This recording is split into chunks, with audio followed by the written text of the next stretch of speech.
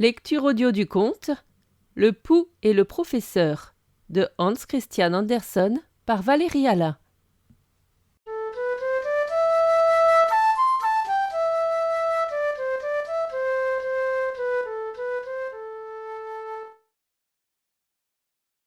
Il était un aéronaute qui eut du malheur. Son ballon creva. L'homme tomba et fut mis en pièces. 2 minutes auparavant, il avait fait descendre son fils avec un parachute. Ce fut la chance du garçon, il fut indemne. Il montrait de grandes connaissances pour devenir aéronaute, mais il n'avait pas de ballon, ni les moyens de s'en procurer un. Il lui fallait vivre, et il s'adonna au tour de prestidigitation et s'exerça à parler avec son ventre, ce qui s'appelle être ventriloque. Il avait bonne mine, et lorsqu'il eut un peu de moustache, et qu'il put bien s'habiller, on pouvait le prendre pour un fils de comte. Les dames le trouvaient beau, une demoiselle fut même si charmée de son élégance et de ses tours de prestidigitation qu'elle le suivit dans des villes et des pays étrangers. Là, il s'intitulait professeur. Il ne pouvait pas faire moins. Il rêvait d'avoir un ballon et de s'élever en l'air avec sa petite femme, mais il n'en avait pas encore les moyens. « Ils viendront, disait-il. »« Pourvu qu'ils viennent, disait-elle. » Elle l'aidait loyalement, s'asseyait à la porte et vendait les billets pour la représentation, ce qui manquait d'agrément en hiver. Elle l'aidait aussi pour un de ses tours. Il plaçait sa femme dans le tiroir de la table, un grand tiroir. De là, elle se glissait dans le tiroir du fond, et ainsi n'était plus visible dans le tiroir de devant. C'était comme un sortilège. Mais un soir, lorsqu'il tira le tiroir, elle avait disparu. Elle n'était pas dans le tiroir du devant, dans le tiroir du fond non plus, ni dans toute la maison. On ne la voyait ni ne l'entendait. C'était son tour de passe-passe à elle. Jamais elle ne revint. Elle en avait eu assez. Il en fut très ennuyé, perdit sa bonne humeur, ne sut plus rire et dire des blagues, et les gens ne vinrent plus. Le bénéfice devint médiocre, les costumes devinrent médiocres. Il ne posséda plus finalement qu'un grand pou, héritage de sa femme, et qu'il aimait beaucoup à cause de cela. Il le dressa, lui apprit des tours, lui apprit à présenter les armes et à manier un petit canon. Le professeur était fier du pou, et le pou était fier de lui-même. Il avait appris quelque chose, il avait du sang humain. Il avait été dans les plus grandes villes, des princes et des princesses l'avaient vu et applaudi. C'était imprimé dans les journaux et sur les affiches. Il savait qu'il était une célébrité et pouvait entretenir un professeur et même toute une famille.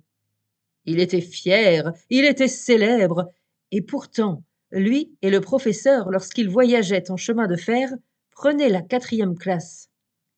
Elle arrive aussi vite que la première. Une promesse existait tacitement entre eux de ne jamais se séparer, ne jamais se marier. Le pou resterait vieux garçon et le professeur veuf. Cela revient au même. Où l'on réussit le mieux, disait le professeur, il ne faut pas venir 2 fois. Il connaissait les gens, cela faisait partie de son savoir. Finalement, il avait parcouru tous les pays, excepté les pays sauvages. Aussi voulait-il aller au pays des sauvages. Il est vrai qu'on y mange les chrétiens, le professeur le savait. Mais il n'était pas vraiment chrétien, et le pou n'était pas vraiment homme. Aussi se disait-il qu'il pourrait faire le voyage et en tirer un bon bénéfice. Ils voyagèrent en vapeur et en bateau à voile. Le pou fit ses tours, grâce à quoi ils eurent le passage gratuit et arrivèrent au pays des sauvages. Il était gouverné par une petite princesse qui n'avait que 8 ans, mais elle gouvernait. Elle avait enlevé le pouvoir à son père et à sa mère, car elle avait de la volonté. Elle était très charmante et mal élevée. Aussitôt que le pou présenta les armes et tira un coup de canon, elle fut si ravie du pou qu'elle dit « Ce sera lui ou personne ». Elle fut prise d'un amour éperdu, un amour de sauvage. « Cher petit enfant si raisonnable, dit son propre père, si l'on pouvait d'abord en faire un homme ?»« Ça, c'est mon affaire, vieux, dit-elle. Ce n'était pas gentil de la part d'une petite princesse qui parle à son père, mais elle était sauvage. Elle mit le pou sur sa petite main. « Maintenant, tu es un homme, tu gouvernes avec moi. Mais il faudra faire ce que je veux, sans quoi je te tuerai, et je mangerai le professeur. Le professeur fut logé dans une grande salle.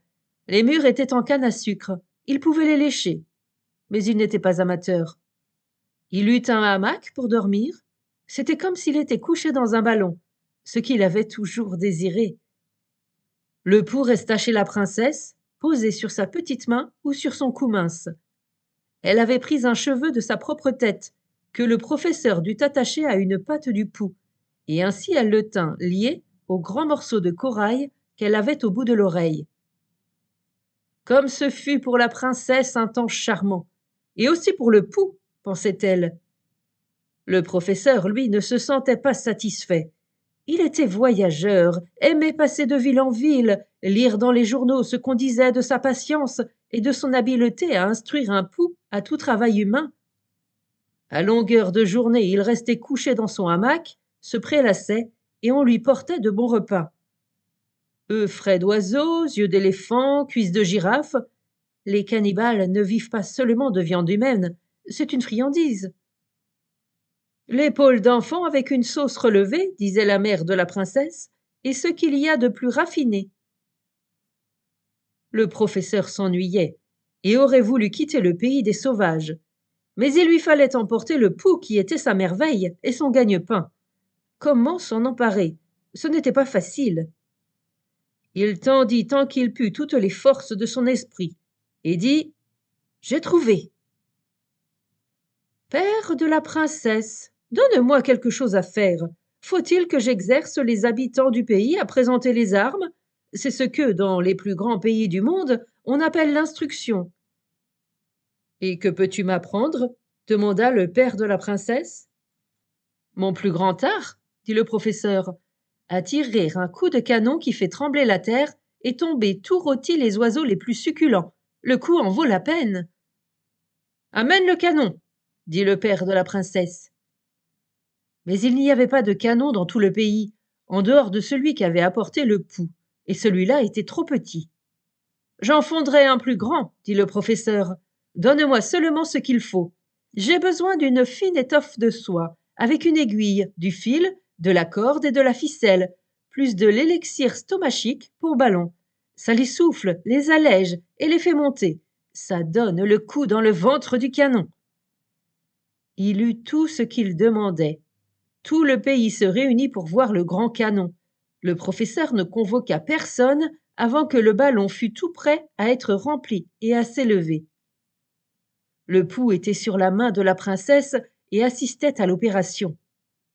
Le ballon fut rempli, il gonfla, on pouvait à peine le retenir tant il se démenait.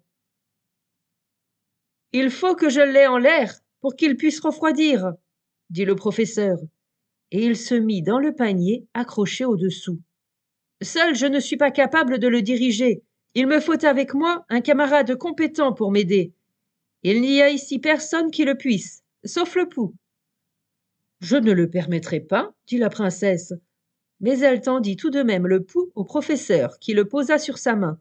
« Lâchez les cordes, dit-il, le ballon va partir. » Les gens croyaient qu'il disait « le canon ». Et le ballon monta de plus en plus haut par-delà les nuages et quitta le pays des sauvages. La petite princesse, son père et sa mère, et le peuple entier restaient là dans l'attente. Ils attendent encore, et si vous ne le croyez pas, vous n'avez qu'à partir pour le pays des sauvages, où tous les enfants parlent du pouls et du professeur, et croient qu'ils reviendront quand le canon sera refroidi. Mais ils ne viennent pas. Ils sont chez nous, ils sont dans leur patrie, prennent le train en première classe, pas en quatrième.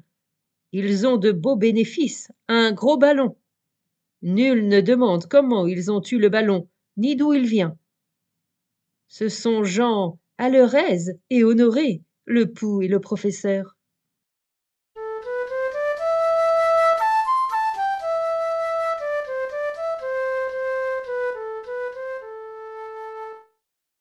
Fin de la lecture du conte Le pouls et le professeur.